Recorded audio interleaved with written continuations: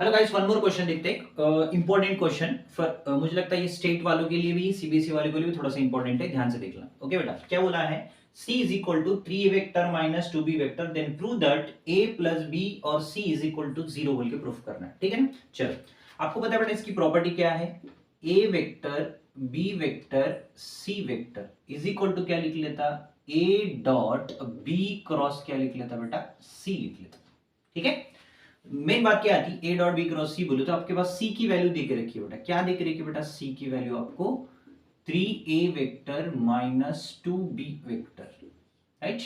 Cross मतलब मालूम है ना बेटा, बी के साथ पहले क्रॉस कर लेते। ए डॉट बी क्रॉस क्या लिख लेता बेटा? 3a vector.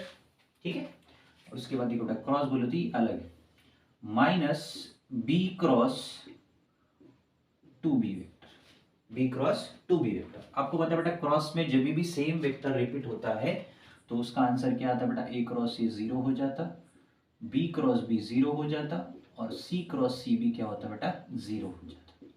ठीक है, एकदम सिंपल। तो आपको करना क्या है यहाँ पे? मेन बात, ए डॉट बी क्रॉस क्या लिख लेता बेटा?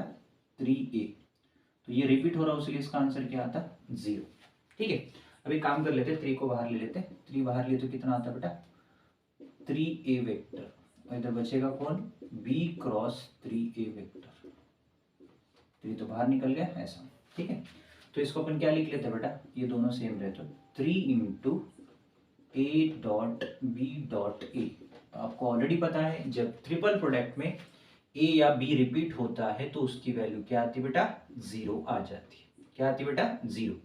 बी डॉट सी इंटू ए अगर रिपीट होता है या बी रिपीट होता है तो directly answer will be right 0।